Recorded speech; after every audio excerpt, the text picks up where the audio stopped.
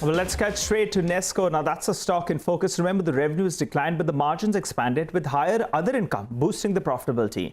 We have Mr. Sumant Patel, the executive chairman of the company, who joins us to give us the Q1 fine print and also what's the outlook going ahead. Hi, Mr. Patel. Thanks so much for joining in, sir. Before we get to your numbers, I wanted to ask you about business. Quite a big part of your business comes in from rental income. Have some of these tenants asked you whether or not you could go ahead and renegotiate the current rentals?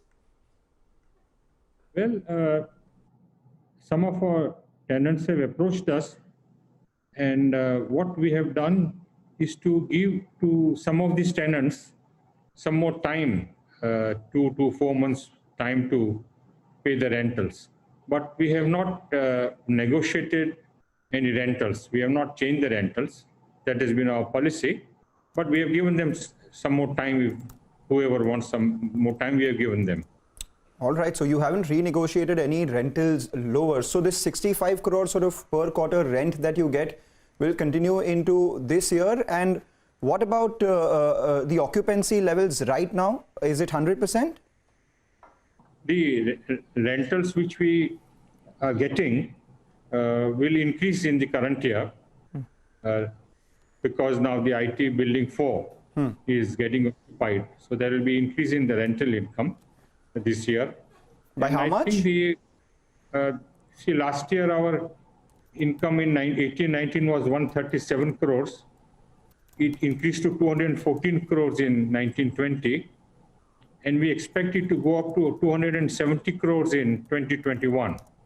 So that is increasing quite well. And we expect good occupancy levels also for the IT park. And now we are finalizing plans for our next IT building, which will be about 4 million square feet. I think the plans are finalized. We had appointed a foreign architect. The plans are finalized, and we are in the process of getting approvals to start construction. By when? Could you give us a timeline for this? I think we should be able to complete the process this year and start construction in the next year. It's a very large building, 4 million square feet, and it includes also a hotel. So we will start construction in the year 2021, and I think it will take about 4 years to complete the project. But it will be financed. The cost is about 1,800 crores for this IT building, which will be financed fully from our internal accruals. We will not go for any borrowings. All right. And from what I see in your presentation, you earmarked close to around 600 crore rupees every year coming in as revenues. But that happens only 4 years 4 years from now, or 4 years from when the construction begins. So that is long drawn in nature. We will keep an eye out on that. The near term, everyone wants to know what happens to the exhibition park, because social gatherings are restricted. The lockdown has happened. Even in your exhibition center, the business has actually zeroed from what it was last year. So by when do you expect exhibitions to come back? And secondly, there is a belief that maybe a lot of those exhibitions that usually happened earlier will not happen again. So on a realistic basis, what sort of revenue do you project for your exhibition center business this year, and loss? The Q1 and Q2, there have been no exhibitions because of the COVID-19, and our government does not permit any exhibitions. But we have to keep open the scenario for Q3 and Q4, how things develop. If they develop well and government relaxes, then there could be some exhibitions in Q3 and Q4. So we have to wait and see. But that is the only division of Nesco which has been affected by this COVID. Otherwise, as I mentioned, our IT park, our Indabretar, our investment groups, all of them, all the 3 groups are going to show growth in this year. The division most affected is the Bombay Exhibition Center. Because of the COVID, there are no exhibitions allowed. And also we have given 5 of our halls to the government, where they have set up quarantine facilities. Are you making any money on those quarantine facilities? Are you getting any sort of revenue? Not so far, no.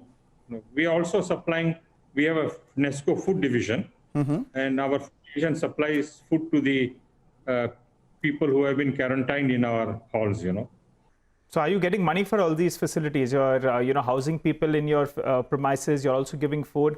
Is revenue coming in? We have to wait and see. We have to discuss with the government. So far, there has been no revenue for the halls we have given to the government. All right. And a final question, if you could give us a word on what sort of turnaround plan are you working with regards to Indaburator and your foods business itself, because there is a fair amount of investment that goes into these businesses with promise of a decent amount of growth, but that hasn't come by because of the situation that we're in right now. So an outlook for your foods business and Indaburator. Well, Nesco food division was earlier dependent only on Bombay Exhibition Center. But after this, the new developments, the Nesco food is diversifying and securing business from other segments of the business. And I think they will do reasonably well this year. As far as Indaburator is concerned, last year they had some issues because of the COVID. Some of the ready equipment could not be dispatched. But this year they will have good growth and profitability. Okay. All right, Mr. Patel. Thanks so much for joining in. Well, we have some news that's coming in for Vedanta now. That's the stock you should be focusing on. Jude will join us in just a bit. But there's a setback that's come from Vedanta. The Madras High Court, I think we should get this up for you. Madras High Court has dismissed the plea seeking reopening of the Tuticorin copper smelter facility. Now, this comes as a bit of a setback for them. They've refused Vedanta, with regard to opening this. And also they have upheld the Tamil Nadu government's order of March 2018 directing closure of this particular facility. So that's why we're seeing a bit of a downtick that's coming in on the stock as we speak. Jude Sanit joins us to give us a quick update on that. And then, in fact, we'll tell you what this means. Jude. Well, it's official now. The Madras High Court has upheld the Tamil Nadu government's order to close the Sterlite copper plant.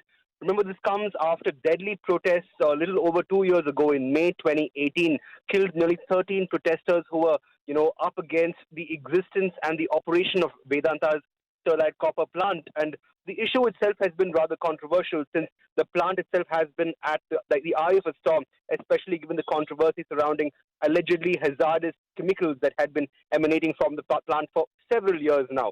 Sterlite Copper, remember, challenged the Tamil Nadu government's closure order in the National Green Tribunal, which initially stayed the order and allowed for reopening of the plant, after which the Supreme Court had directed that the NGT did not have jurisdiction in the case. However, what we are seeing now is that the Madras High Court has upheld the Tamil Nadu government order of May 2018, which pretty much means that for now, Vedanta's Sterlite copper plant will continue to remain shut.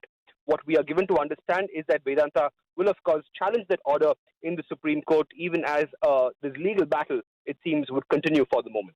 All right, Jude, thanks a lot for that. So the plant will remain shut. Nigel, you told us that had the plant been allowed to open, there could have been a problem with regards to the delisting. People would have asked for a higher price. This time around, maybe the fact that the plant is remaining shut is good for the delisting prospects of the company. It's good for the promoter. Yeah, it's good for the promoter. The reason that we're not seeing such a big reaction on Vedanta is because, no one had factored in anything from the Tuticorin smelter itself for the coming year. So that's point number one. The second factor is the bigger theme that the stock has moved to around 130 rupees odd is, because of the delisting, right? Yeah. So that's the reason why, in fact, we have seen the stock, after seeing a bit of a reaction, the stock has popped up from the low point of the day. Amit Dixit as well joins us. Hi, Amit.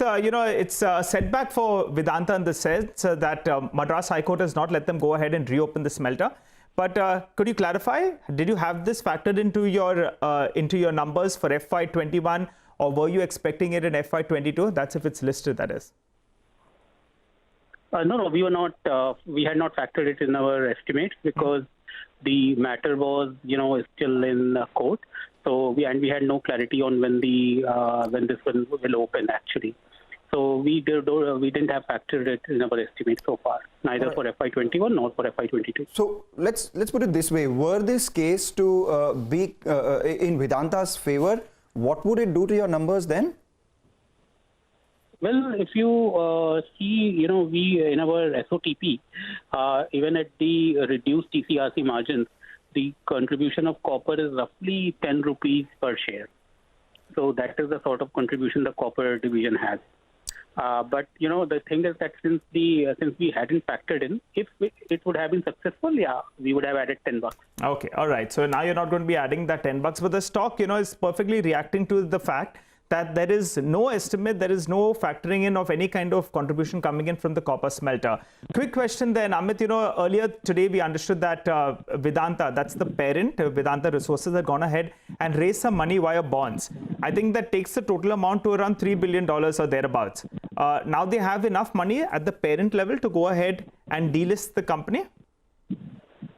Yeah, so I believe they have enough money. Again, it depends on what reverse book building would throw. But I guess the bond raise has been also done to retire some of the 2021 bonds. Okay. So they have raised a surplus liquidity essentially for retiring a bit of 2021 bonds as well. What was that amount due that they had to pay by 2021? If you have a rough Well, number? I will have to. No, I don't have the number with me because it relates to Vedanta Resources, not limited. But yeah, I mean, but that was partially for that. I mean, so the thing is that any surplus that would be left out of this raise would be utilized towards the repayment of that 21 bond, essentially. All right, final question then, Amit. Amidst all of these things which are happening right now, there is that delisting event, there is a strong metals rally, all of that. The retail audience would want to know what should they do with the stock? What's your call? What's your rating? What's your target price? No, so we have a hold on the stock as of now, and our target price is 145 rupees a share. So we have a hold rating on the stock. Now, looking at it, these are very volatile events essentially.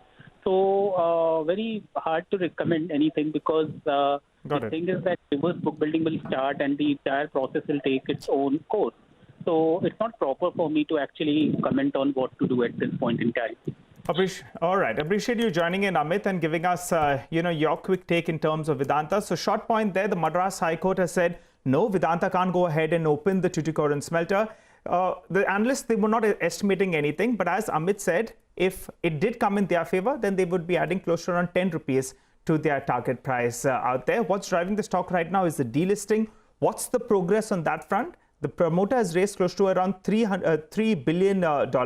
That's effectively the amount they would require to delist the company at current, at current prices. So whether or not the promoter goes ahead and accepts what the public wants in terms of the delisting price, that's something that time will tell. We'll have that book building, that will take place. So, that's something that you should be tracking. Well, we'll slip into a short break on that note. You come back, we'll get you more on the markets as well as on stock specific action.